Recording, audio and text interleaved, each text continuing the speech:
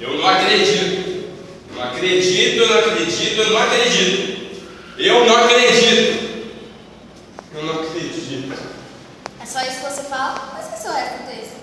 Não acredito. Quem não acredita sou eu. Que você não vai dizer outra coisa a não ser eu não acredito. Lógico que eu vou falar outra coisa. Que bom. Agora para de me interromper. Você é minha, caramba. Pensei que você tinha esquecido o texto. Eu tô fazendo uma modulação diamática, que nem o professor pediu. Tá, desculpa. Eu faltei nessa aula. Continua. Como eu dizei, eu não acredito.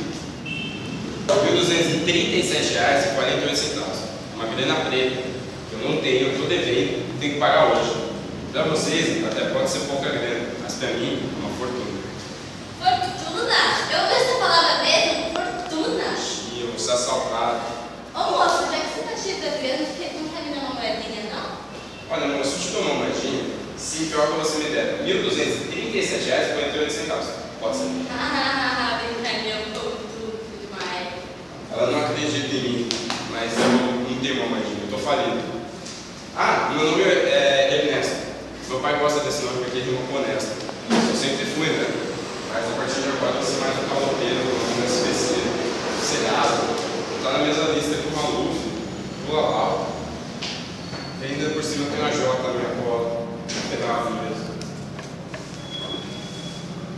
Bom dia. Por que bom dia? Acho que tá vendo saúde é o suficiente, não? Você tem razão. Tô de cabeça quente, eu tô com problemão aí. Desculpa, falei bobagem. Bom dia. Agora melhorou.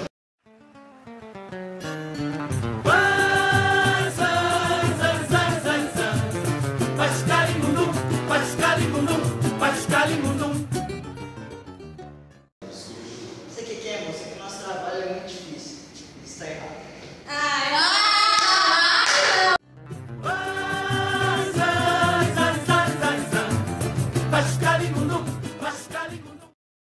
Começou!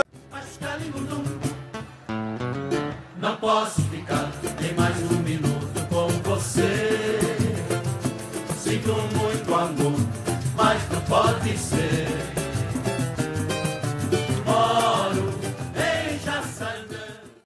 Desculpa, falei bobagem. Bom dia. Agora melhorou.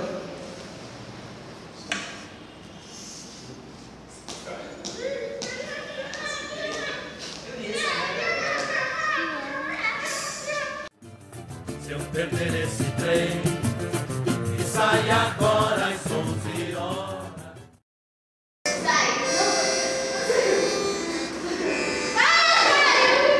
Só amanhã de manhã.